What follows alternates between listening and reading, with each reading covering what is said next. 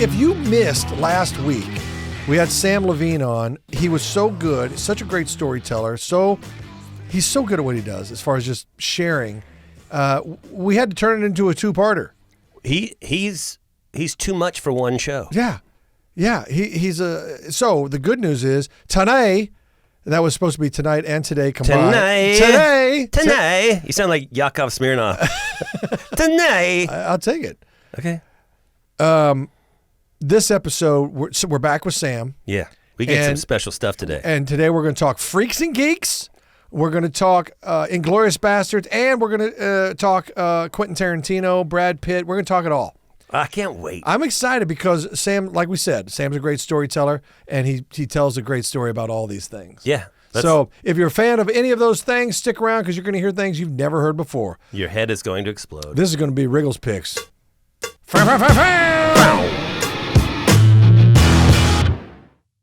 But the good news was you got Freaks and Geeks. I did, man. So, all right. Freaks and Geeks, stars before they were stars. I mean, really. And legends before they were legends. Man. Yeah. And I'm not just talking about in front of the camera. I'm talking about behind the camera, and too. in the writer's room. Yes. And every aspect of the show. So I think a lot of people are familiar with the cast or lots of the cast. Yep.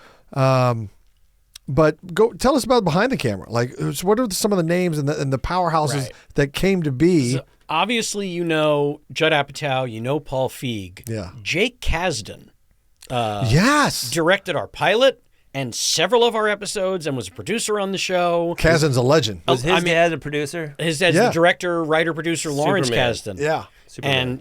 And so, how very yes, handy. Yes. So Jake is behind the two Jumanji movies, the newer Jumanji movies. Yes. I mean, he's got an incredible resume. And who else did we have? Mike White was a writer on our show, as in White Lotus. Yes. Mike White. Oh my gosh. Yeah. Chuck and Buck. It's one of those things. This is what kills me because I've seen it happen a couple times. Really, there's only two that come to mind: Freaks and Geeks. Yeah. Where you have this unbelievable ensemble, and all amazing talent. All. Yeah. I mean, it's just amazing. And then behind the camera, that you all were converging. And it was all like you hit the launch pad at the same time and got blasted into space at the same time. It really was quite something. And I think the show was so far ahead of its time. Oh, man, was it? And the only other show I saw that happened to was like Arrested Development, maybe. Mm-hmm. You know, what year was it? Freaks and Geeks was 99. Oh, that's before. I thought it was after 9/11 or right around 9/11. Oh, you were before. Wow, 99. 99. I didn't watch much television. Nobody watched Freaks and Geeks. We premiered on a Saturday night. Remember, the big five networks used to program 7 nights a week. That's right. And you got a Saturday night slot? Saturday, 8 o'clock, no lead-in. Hour-long dramedy about losers. And they promoted us not at all. That's what sucks. They didn't put.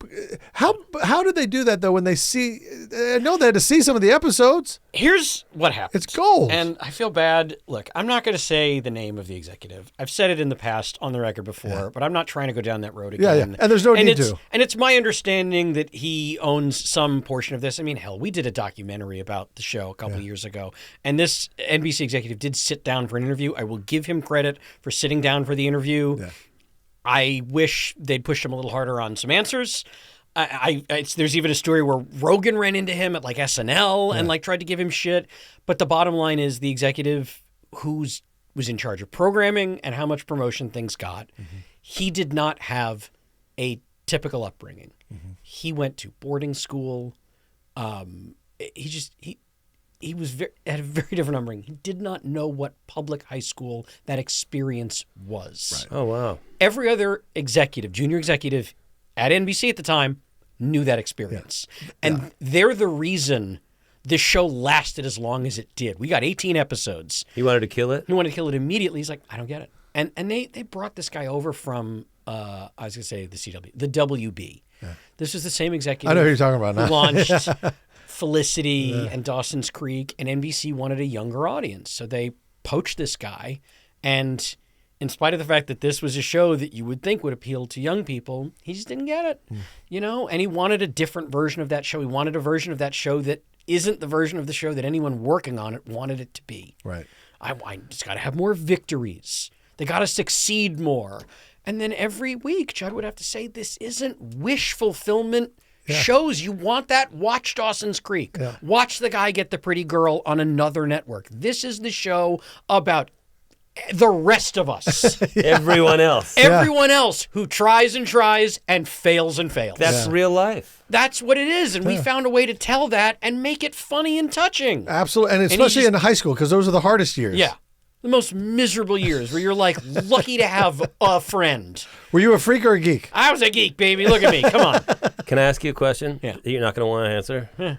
Who was the biggest dick on the show? Me. No, that's not true. Actually, it probably is. You think so? No, I don't know. I mean, okay, the answer is James Franco. And but the reason is he was, and I'm presuming he still is. No, he's better now. I've encountered him.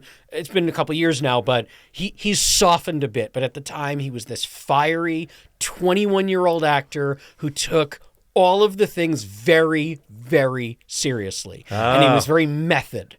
So he was in it. He was in it. He would stay in character, and he would do things that were like the Daniel DeSario character that were dickish. Yeah. And, I mean, people have talked about it. He was living the life. Yeah, I mean, Busy Phillips wrote a book, and there is an anecdote in the book about he was like, had this crazy backstory that he told no one. Well, you got it. That's hard. That's Where cool. he had That's this hard to backstory do. that he was like abused as a kid and he doesn't like being touched and it triggers him. And there's a scene they were doing and she's supposed to like push him kind of hard. And he did. And then he throws her to the ground. He's like, don't fucking touch me. And everyone was like, the fuck just happened? Yeah. I mean, it was a moment. I remember that day on set. I was not on set when it happened, but I was on. Did he know he was supposed to get pushed? I mean, yeah, but I think it was harder than he was expecting. I don't know. I was there on, I guess, set. I wasn't on that particular set shooting that scene. Right. And I just remember word spreading of that. And like I said, it's not my story. Busy wrote about it in her book. You're just So repeating the story. Check that out. It's a great book, by the way. And all her Freaks and Geeks stuff is terrific. But yeah, I guess it would be fair to say that. And frankly, he probably wouldn't disagree. Like Right. he was a lot to deal with And, when he was there. and then, are you still tight with anyone? Hold on. sorry. Before you go down that road. I'm going crazy. Yeah. So. Busy. I love her. The best. Because we did a show one time and we were at the cafeteria over Warner Brothers and we were just having lunch on this thing. And I was bitching and complaining because I had to go do an audition later. Yeah. And I was just, I was bitching about it. Sure. And she kind of scolded me, a little bit of, hey, enough, and I was like, huh? And she was like, enough. Like, here's what I do.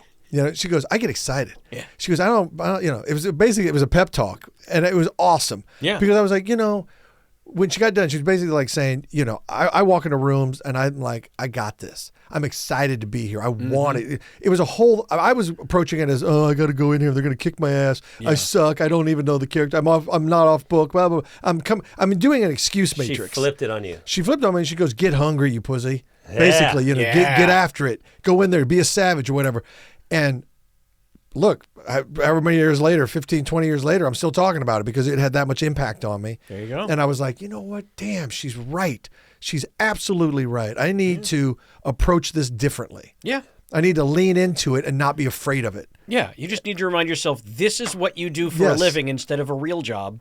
So suck it up. Yep. And so anyway, Busy's always been, after that, I was like, I like her. She's good. Yep. She's good. No, All right, so go ahead now. Finish what you were saying. Sorry. I was curious if you were tight with anybody.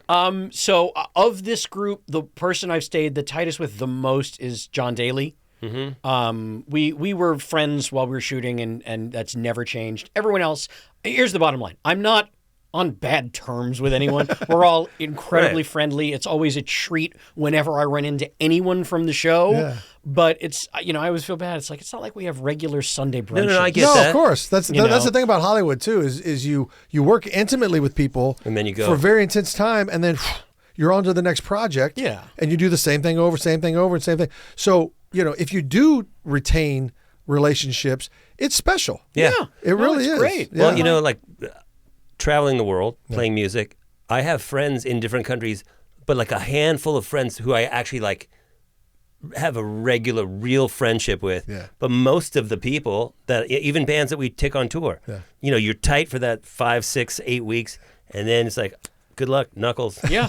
I mean, we only actually worked on the show from like June, July 99 to March of 2000. Wow. That was it. It was like 9 months. You know what? That's that. That's crazy to think a show that legendary Yeah. only was That's how long we were all you only working cooked together. you only cooked for that long. Yeah. Writer's room, maybe a little longer, and that's it. So you go, I know this is a long span, but you go Freaks and Geeks. Yeah. And then on the other side, you have Inglourious Bastards. Yeah, it was 10 years later. Can we jump to that? Jumping in. To Inglourious Bastards. Okay. Let's talk about not the movie yet. Yeah, That's a horribly structured sentence. it's okay. Let's now speak about Yes. the first time you heard about this script. Yeah. How did you hear about the script? So I heard about the script through a bunch of people, but primarily my friend Jack, who's also an actor, and he was staying with me in L.A. He's a New York guy, so he was staying with me for a couple weeks while he was out auditioning. And, word had sort of spread. Tarantino's got a new movie he's doing. The script has leaked. Oh, shit. And so I went online and found the script and read it. And to this day, it's still the best script I've ever read. Yeah. And so I found out Jack had gotten himself an audition. I was like, oh, those are happening. Okay.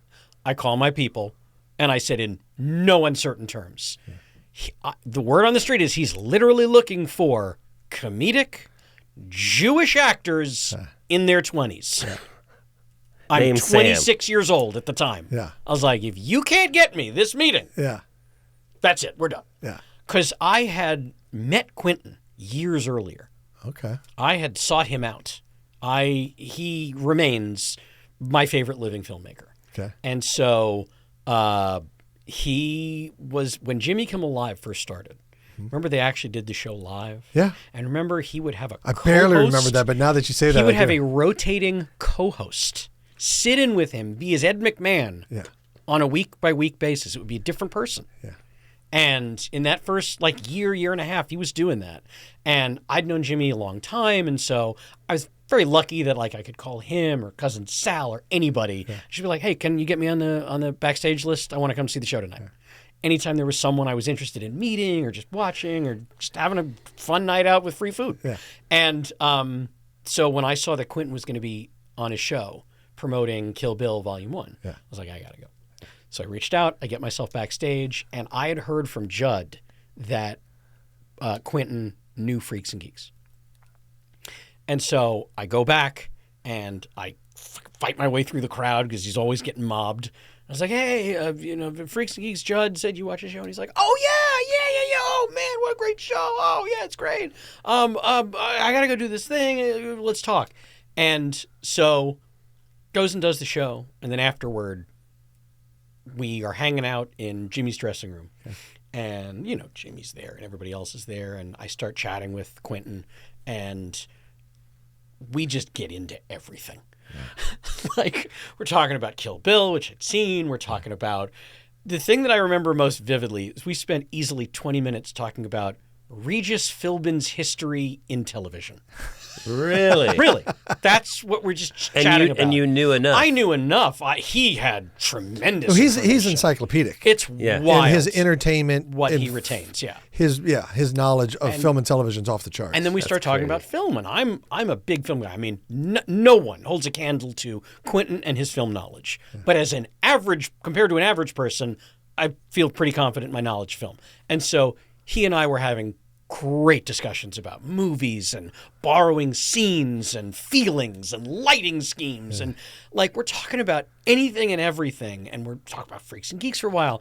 And I didn't even realize little by little people are like filtering out of Jimmy's dressing room. And now it's just the two of us. And then it's been 90 minutes since the show ended. And security walks into Jimmy's dressing room. It's just me and Quentin. And the guy's like, I hate to do this, but we can't leave till you leave, and you're the last guys here. Wow, you guys shut the bar down. We shut the bar down. And so we're like, oh, well, we get up, we leave, and sure enough, the green room is cleared out. Like, it's just us. And so we're walking up that tunnel, and his SUV is waiting for him 2 feet from the door, because there is a crowd screaming his name. They want autographs. And, like, we get outside. He's like, oh, man, this was so much fun chatting. Like, I really hope we can work together someday. I was like, yeah, that'd be all right. Yeah. Whatevs.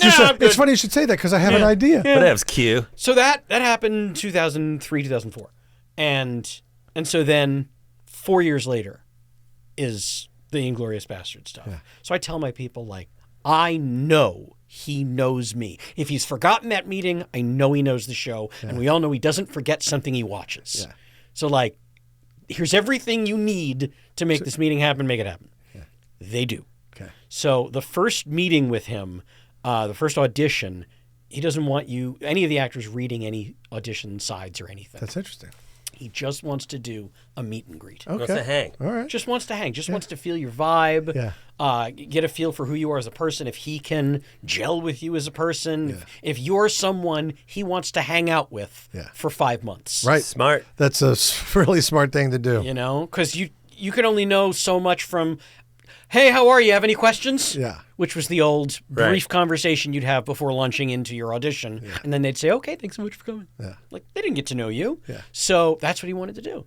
So he told, like, everybody you have to bring 2 scenes from your, career, a comedic scene, a dramatic scene. I don't even remember what I picked. Yeah. And I burned those on a CD and I showed up. I don't think he ever watched the CD or the DVD. And so we just got there. I just got there and he fully remembered me, fully remembered Freaks and Geeks, the hanging out, chatting, and we just shot the shit for like 20 minutes. Yeah. And I was like, okay. Were you talking about current events, or did you dive back into the conversation you left off? We did not. It was all new stuff and what you've been up to and stuff like that. Yeah. And I mean, he's... So when you get up, when the meeting kind of comes to a natural conclusion, he's like, all right, man, good to see you, and doesn't say anything? No, he does. At the end of the meeting, he says, okay, well, this was on a Friday. He's like, all right, so you'll come back next week and you'll read. You okay with that? I was like, yeah. And he goes, have you read the script? And I was so nervous to say yes. Yeah, because you don't. Right. Yeah. Because I was like, because he abhors that shit. What's the right answer? I know. Yeah. And I was like, you know what? There's half a chance. There's 0.05%. Whatever I read wasn't really the script. Yeah. So I said no. Not lying. Maybe I didn't. Right. No. So he's like, okay, we'll get you the script, and then why don't you read Udovich and Donowitz? Okay. Read those over the weekend. I was like, okay. So I reread the script. It is the same script. Yeah. But he didn't tell me what scenes it was going to be. So you did the whole thing. So I just memorized all the Udovich scenes. Oh my God. Now, for those keeping score at home, Udovich was played by B.J. Novak. Oh, right. So I learn all these scenes. I work with my buddy, and we really, really nailed it down. And so then I go back in on Monday, and this is when I finally read with him. Yeah. And so the thing about reading with Quentin is every other audition I've ever had, the director will sit there and have either a reader who works with the casting director, or sometimes they'll bring in an actor to read with you, and then there's a third person there who's working the camera.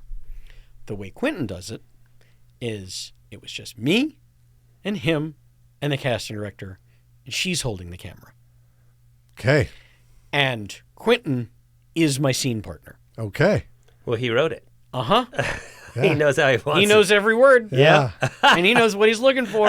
And that's how he judges his actors. Yeah. He throws you curveballs in the middle of the scene and sees if you can hang. Yeah.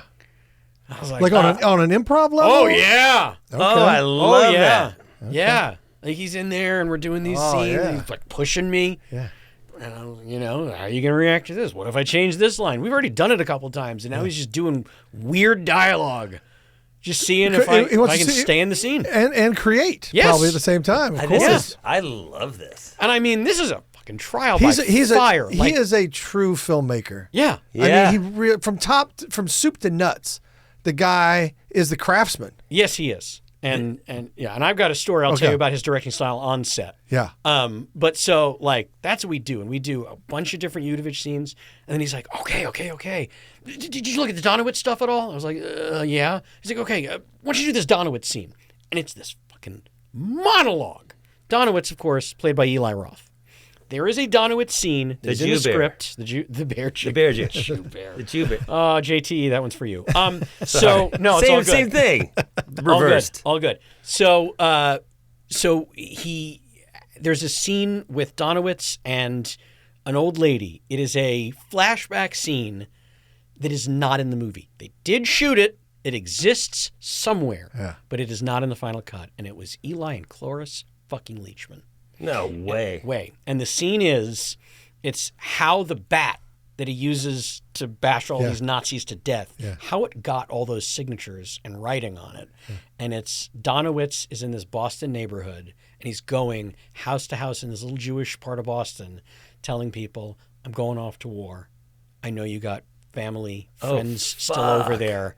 If you write their names, and I'll either use this bat to protect them or get justice for them.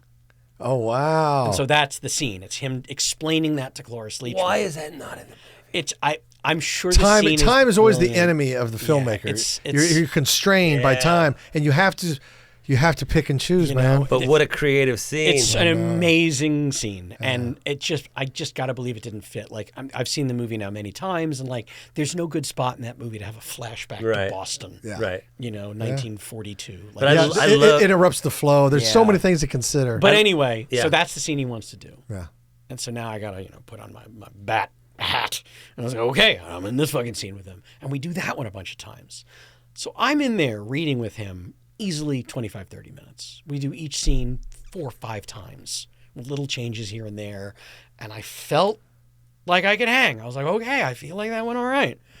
And I took a chance, and I even said to him, like, actually I said this in the first meeting to close it out. I was like, look, a lot of people are going to come in here and blow smoke up your ass. Yeah. And I'm on the record.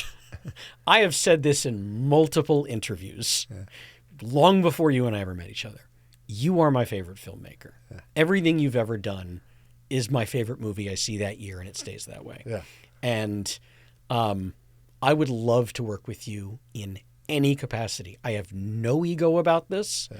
If you need someone to say one word, one line, you need someone to give a look and have no dialogue. Yeah. You need help with craft service. Quentin, I'm there. Good for you, man. I just want to be near you when you're doing your thing. Yeah. That's all I want, and take that for what you will. That's the approach I think people forget, and it matters. I love that. I love it too. And so I felt like between that and then the good read, I was like, this feels good, but like, man, I felt so good coming out of auditions before, and it just doesn't happen. Yeah. So, all right. So that was a Monday. The whole week goes by. I don't hear anything. A whole week? It was Monday. Okay. I'm Friday night. Still haven't heard anything. We've heard not a peep from that office. Oh, that's cold as ice. That's a hard week, man. And I'm starting to fucking freak out. So I was like, you know what? I'm going to Chicago. Yeah. That's what I do when I freak out. I go to Chicago. I'm a diehard Cubs fan. And if the Cubs have a stint at Wrigley, I'm going to go to Chicago. I'm just going to see a bunch of games and just go to my happy place and just put this out of my mind. Yeah. And so that's where I was. I was in Wrigley 2 weeks after the audition. A full 2 weeks. We've heard it's been radio silence. Yeah. And the call comes in, hey, so Quentin really liked you, and he wants to offer you the role of Hirschberg. I was like, I didn't even read for Hirschberg. Yeah.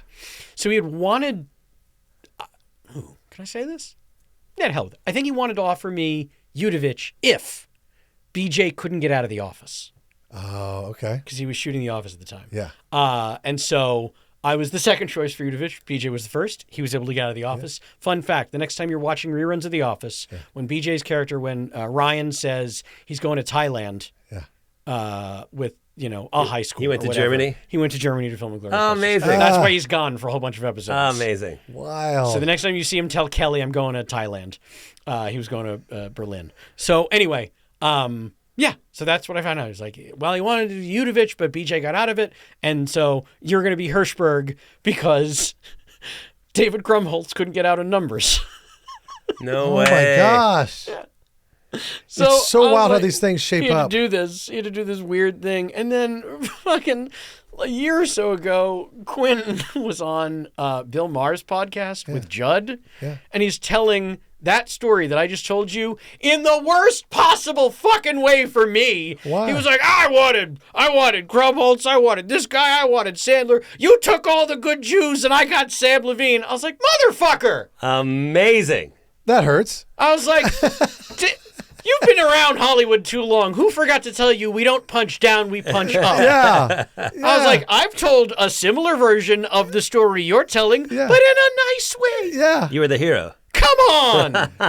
Like, it's fine. I don't care that I was the second choice for Yudovich. I don't care that I was the second choice for Hirschberg. I've been second choice many times. I don't care. I got the gig. I got the gig. I got the gig. You're in the movie. It's forever stamped. Bye. Yep. Sorry. You know? Yep. Anyway, but look, I don't. It's And by the way, that is true. fine. There was movies that I did where, I couldn't get out of TV shows to do it. And so I had to take a smaller part. Yes. And I'm fine with it because I just wanted to be around the project. Exactly. I liked the project. right. And so I'm forever grateful to Quentin for giving me the opportunity. And so so then a couple weeks later we're in Berlin. That's And a we're shooting heavy this movie movie. to be in. It Wow, was wild. I forgot that. So was the whole thing shot in Germany? The whole thing? Almost. There were a couple days in Paris. Okay. And then a couple days, I mean, technically Germany, but not Berlin. Hours outside of Berlin, with the Lappadite farm, the exteriors of that farm. Yeah. That was way the hell out in the middle of nowhere. Wow. But by and large, we shot at Studio Babelsberg in Berlin. Wow. It's so interesting, isn't it? Yeah. That's amazing. And the experience overall working on the set for you, Yeah. it sounds like it was everything you wanted it to be. It was incredible. It was I hate to use the word again, a masterclass You have in to tell- directing. Oh, I'm going to tell you the story. Yeah, 'cause- we're going long. This is a great story. You have to hear all of it. No, It takes a few listen. minutes. I could listen to this all day because I really appreciate Quentin Tarantino, and so like you, I would just want to be in the sphere so I could observe. That's it. That's legitimately all I wanted. Yeah. Like, the fact that I was in some of these scenes Yeah. and got to be directed by him, that's icing on the cake. Yeah. I just wanted to watch the man work. Yeah. So the first real scene with the Bastards in the movie, if you remember it, we're in this like ditch, we're in this, dugout hole where we've got the two or the three Nazi soldiers, as our prisoners. It's right before. Is that the one with the arches in the bridge? Yeah, I think so. It's Okay. right before. Oh my God, he gets beat to death. Sergeant Ratchman gets beat to death with the baseball bat by the Bear Jew for the first time. Yeah. So it's the scene leading up to that. That's the first real scene we shot. Yeah. And so the scene itself is a little longer than it is in the movie. But if you remember it, I'm standing there with my rifle, and I've got the three soldiers, the Nazi soldiers, on their knees right in front of me. Yeah. And the first one to get up is, I want to say it's Sergeant Ratchman. All right, Hirschberg, send that Kraut sergeant over here, is what Brad Pitt says to me. And so then I'm supposed to say to the guy, that means you, Cupcake. Yeah. And he doesn't react. And then, I'm supposed to hit him in the back of the head with the butt of my rifle, and he barely reacts to that. And then I grab him by the hair and yank him up, and he turns around. He's a fucking sergeant in the Nazi army, this punk Jewish kid, American Jewish kid with a little rifle. And so he looks at me, stares at me, fixes himself, turns around, walks over, and then the rest of the scene. He won't give up any information to Brad Pitt. He calls out the Bear Jew. Bear Jew beats him to death. The blonde guy, yeah. Yeah. And then the second soldier, he tries to run off, and then I shoot him as he's running, and he's like, oh, come on, Hirschberg. I'm like, ah. And then the third one, he's like, send that last one over here, alive. And then the guy walks over and spills everything. Yeah. Yeah. So that's the scene. So we go to do that first part as kind of a wide shot. And so Quentin's up at the top of this ditch. And to get up there, you got to walk a long distance, climb a ladder. And Quentin does not have a video village. For those who don't know, that's monitors where you can see what's being filmed that are maybe... He doesn't. He does not use video village. He stands next to the camera operator, which is almost always Bob Richardson, is the legendary director of photography, Bob Richardson. And he stands and either watches on the tiny little viewfinder attached to the camera, or he usually just watches the scene live because he fully trusts That Bob Richardson. That Bob has it framed up and is doing it. Yeah. Bob knows what he's doing. Yeah. So he doesn't care. He wants to watch the scene, wants to watch the performance. So he's up there by camera. We do that first take, just like I described to you. And Quinn's like, cut. And then he comes all the way down, takes 90 seconds to get down there, comes over, pulls me aside, away from everyone. And he's like, okay. I know we kind of rehearses, whatever, but here's the thing. Here's the fucking thing. This guy is a fucking sergeant in the fucking Nazi army. He loves killing Jews. He loves killing the soldiers from the other side. Are you fucking kidding me? This guy wants your blood so fucking bad. Okay? The only thing stopping him from killing you with his bare fucking hands is the fact that he knows he's got 10 other guns on him. And he wouldn't get far before you're both fucking dead. That's the only thing stopping him. And you fucking know that too. You fucking want him to make a move, man. You want him to go for you so you can put a fucking hole in his chest and then you can tell your sergeant, not my fault, he went for it. Yeah. You know, that's what you want. I need to fucking feel it, man. I need to feel all of that. I was like, got it. Yeah. And then he takes Richard Sammel, the actor who plays Sergeant Ratchman, he walks him away. I don't know what he's telling him. And they talk for 2-3 minutes. And then he finishes. He goes, okay, no fucking talking. No fucking talking. Stay in it. Stay in the moment. And he runs all the way back. And fucking action. And so now we do the second take. Yeah. And now there's fucking fire. Yeah. You know, I mean, you cupcake. Bang. I fucking feel bad because I know how hard I hit this guy. Yeah. And he doesn't move. And I grab him, I yank him to his feet. And I feel I've pulled some of his hair off. Yeah. And he turns around and he's staring at me. And he's fucking staring at me. And I mean, it goes on for like 20 seconds of just, and he's just not moving. And I fucking poke him with the nuzzle of the rifle. I go, what? I said, you fucking move. And he fucking turns around, fixes his shit, takes a deep breath, walks over, and they start the next thing. And then we take it to the end. And Quinn goes, God, that was it, fucking brilliant. And I was like, oh my God. And so then Richard comes back over. We're resetting. I go, what did he tell you? And he said, oh, he told me that when I turned around and looked at you, like if I didn't feel that you were willing to do it, that you were willing to shoot me, that I should try to grab the gun away from you. And then that would be the new scene and we figure it out from there. Wow. So he felt it. Oh, he felt it. Bro. Way to go, Sammy. Oh, my God. And Richard. I love that. That was such a fun scene. I was in Inglourious Basterds just now. That was fucking amazing. Dude. Yeah. That was amazing. Nice. Well, you know what? And, okay, so just, now remove yourself and as an actor, right? Yeah. You saw the first take. You felt the first take. Mm-hmm. You saw the second take. You felt the second take. Yeah. That's what a great director does. How different were the two? Night and day. Right. And that's the thing. Like I've studied scenes and rehearsed them and then I do it. Right. And then you think, okay, that was a pretty good take. Yeah. Then the director comes in and gives you something to, he doesn't necessarily give you the line reading or anything, but he gives you something to think about, something to light the, and it gets you into a state. Takes you there. And then go. And now you're in that state and boom, you went from 8 to 10. Yeah. Just like that. And you're like, oh, wow. And then that's when you hear, he got the best performance out of me. You're like, yes, that's why. Yeah. Because some directors are so quiet. They don't say shit. Yeah.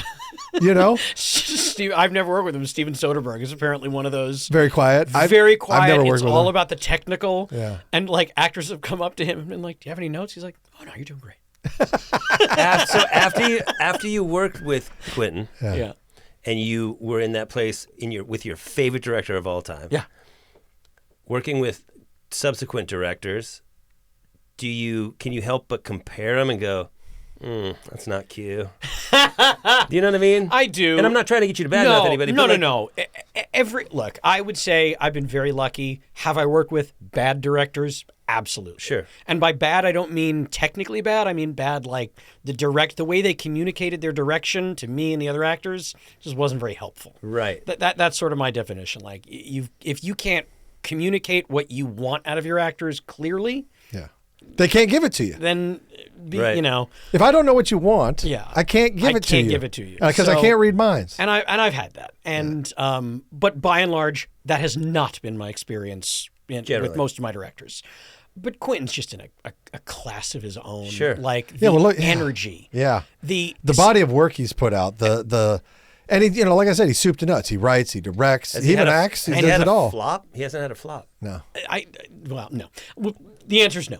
Grindhouse did not do as people had hoped. That was the double feature of Death Proof and Planet Terror. Yeah. Him and Rodriguez. Yeah. But I think those movies are fucking awesome. I haven't seen those. You got to check it out, and you got to watch the full cut of Death Proof, the full 2+ hour version. It's so good. But here's the thing about Quentin, and this is what sets him apart. So, because of that little meet and greet we had beforehand, he basically does that with anyone who's going to come work on his set, in any capacity, and most of the crew that was on that set had worked with him multiple times before. Mm-hmm. I was the new guy. Mm-hmm. I was seeing how this all worked.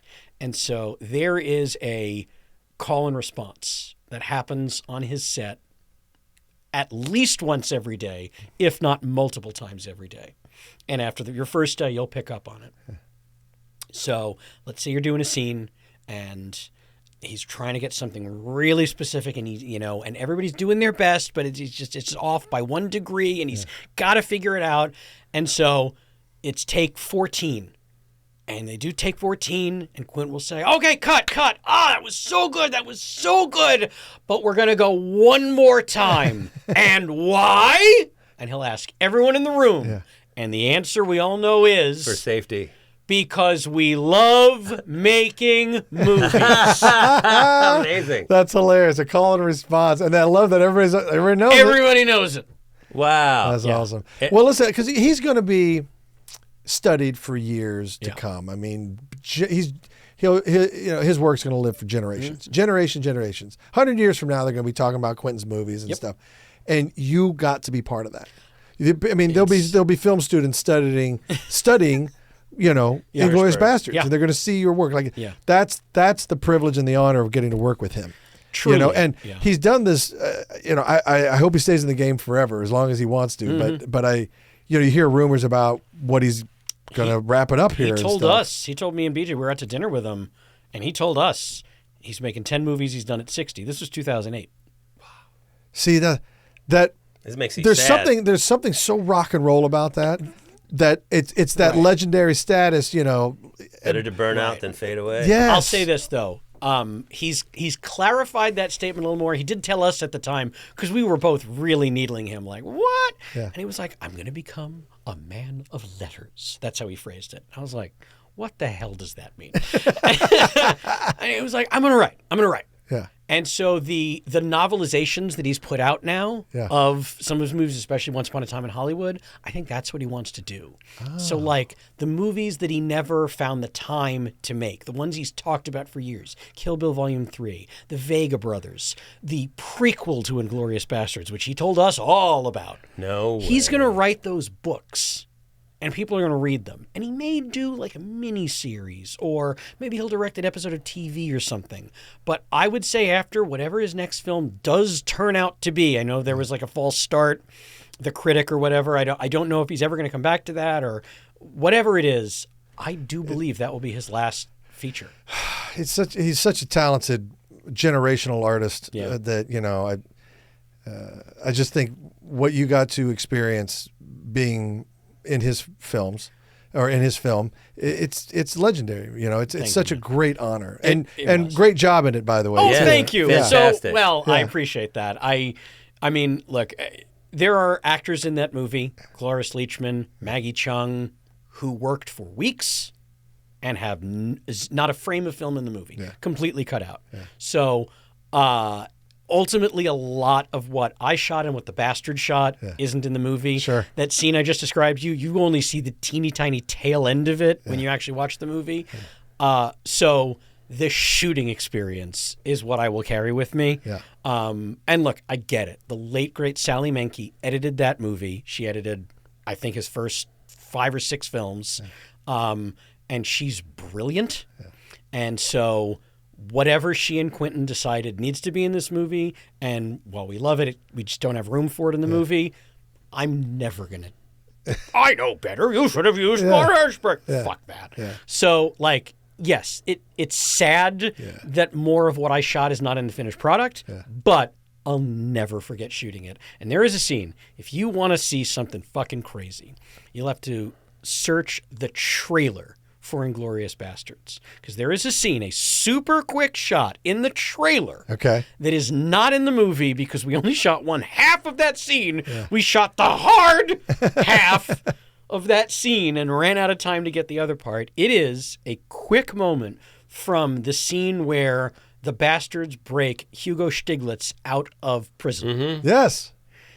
And the whole backstory that we had agreed upon for Hirschberg that I came up with, and we talked about it, and Quentin loved this idea, was that Hirschberg was a gun nut. He was a trigger-happy gun guy. Yeah. The bigger the better. The more times I get to fire it, the better for me. Yeah. And so in the prison break scene, there is this moment where I am holding an antique MG42. Yeah. Which is not a gun meant to be held. No, that's a crew-served weapon. It's not a single-person weapon. You know, is that it's it? got a tripod. Yeah. There it is. Yeah. And so I have this thing. They put that leather strap on it. And I'm holding up all, I don't know, 28, 30 kilos of that thing. That's like a 70-pound gun. That's a giant gun, dude. And I'm holding that thing up with the strap it belongs on a tripod. And my right arm, because my left arm, I had to hold out 1.5 feet to the left of the gun to keep the ammo belt straight or it would jam. Yeah.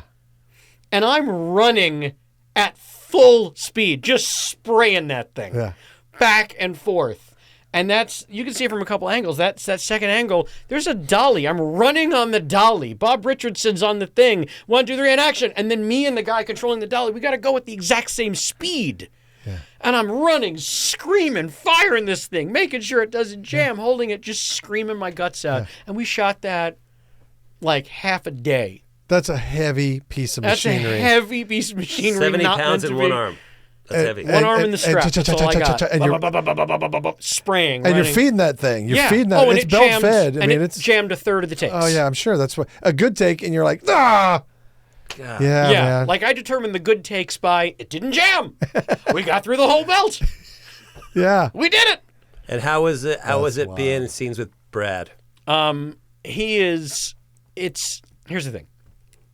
It's not fair that he's that good looking. I hear you. That he's that talented, and that he's that smart, funny, and nice. Yeah. Like, right? Fuck you. Yeah, his cup runneth over. But at the same time, that's why he's who he is. Yeah. That's why he's a big star because he's got it all. He's got it all. There's only a couple of us. I'm gonna tell you, us? I've got. What'd you say? Yeah, I said there's only a couple of us that have the full package. You're including yourself? I did say smart when I was listing the... Yeah, that's what I said. Okay. There's only a handful of us. I heard you. Yeah. There's only a handful of us. But anyway. So here are my 2 favorite memories of filming with Brad. None of them are like actual scenes, but the first one... so we had like 2 weeks of rehearsal and prep before we started shooting. And one of the things that Quentin wanted was all of the bastards to be proficient in using all of the guns in the prop department. Because, as you've already learned, like he likes to change things on the fly. He's like, I don't know. One day I might want you to have an Uzi. One day I might want you to have a rifle. Yeah. Might be this thing, might be that thing. I need you guys to know how to use all these weapons and look like you know what you're doing with them. Right. So you're going to spend today working with our gun guys, our props guys. They're going to show you how to load everything, how to fire everything, how to get a clip out, whatever it is. We're like, okay. And so we're on a soundstage, and they got 2 big tables with all the guns laid out on them. And they're like, guys, we double-checked everything. There's none of these are live, so feel free to pick them up, learn how to use them, learn the weight of everything. And I'm standing there, and, I got a gun, Brad's got a gun. And then one of the guys is like, oh, did you get this thing? And he goes, oh, no, I think it's still in the truck. Okay, go grab it. And so we're standing there, and a guy brings in a cardboard box about this big, and he sets it down right on the edge of the table. And I lean over and I kind of pop it over. I look at the thing, and Brad is standing 4 feet away from me with a gun in his hand. He goes, hey, what's in the box? No way. And I stop and I go, you did not. Did he know what he was doing? Just ask me that. And he goes, what? And I went, ask me again. He stops and he goes,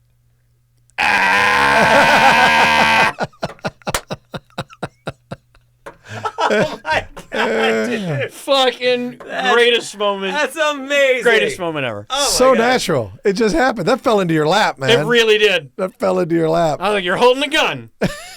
Oh, You're that's asking me what's in the box. What's in the box? What's in the box? What's in the box? Dude, fuck, Sam, these are great stories. Yes. Dude. Dude, this has been so fun. I will say this. Yeah. We've been rocking for an hour and 15 minutes. It feels like 10. It's Well, it's awesome. This is two-parter. It's This awesome. It's too much goodness. Too much. So We're not, when I'll do we tell you what, start I'll tell you part what we're two? not going to do. We're not going to edit any of this. No, That's right. none of it. Dude, I will not get cut out of this podcast. Wow. That's a promise. That's a promise. That was a really, really Yeah, no, that's- hey, seriously, Sam, thank you for sharing. Thank you Guys, for come on, coming. my And pleasure. it's always a pleasure to see you. And a pleasure to be with you. Thank You got anything coming up? Any new gigs besides this fun friend? Yes, other than Fiendsgiving. Fiendsgiving. Yes, I am the new Wait. host of Riggle's Picks. Wait, What? Yeah, Darren and I are. Yeah, you're done. That's right. Yeah, I what do you mean forgot. that's I right? forgot. Yeah. that was you just No, no, no, agree turned on that. so No, quick. It's my bad. I forgot. We talked. We talked about this. Yeah. And we We didn't really talk. We talked. kind of looked at each other when I Yeah. met him today. I was like, Yeah. I went like this, and he goes, and I went, okay. wait, that's wait, it. wait. Gary, do you have the paperwork? Yep. Yes. He's got it right. Thank you, Notarized. dude. You've been a great partner to now. Yeah, yeah. I mean- pumping. Yeah. I did, but Yeah, wait, you did all this with just an acknowledging look? Yep. Yeah. You can't even be mad, I'm kind of not right? because It's gonna be great. You should check it out. You should. Yeah. I'll give you a free can subscription. you change the name? We already established. Yeah, dude. We don't It's want to weird start now. rebranding. Yeah.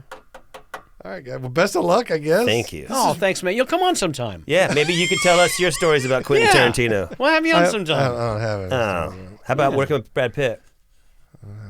Oh, It's gonna be you're great. young still. Hey, but we're both Chiefs fans. We're both Chiefs fans. That's cool. Yeah, man. That's great. Yeah. Okay. You're gonna be fun. Wait, I do have one more plug. Oh yes, please. I have a feature film that is recently on VOD. It's called City of Dreams. City of Dreams, City everybody. of Dreams.